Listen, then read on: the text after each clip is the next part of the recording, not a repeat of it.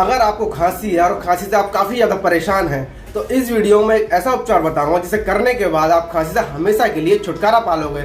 आपको क्या करना है कि अदरक और शहद का इस्तेमाल करना है। इस्तेमाल कैसे करना है वो आपको बताता हूँ कि आपको अदरक का रस निकालना है, अदरक का रस और शहद लेना, इन दोनों को मिलाने के बाद आपको सोने से पहले रात को उसको पी लेना है।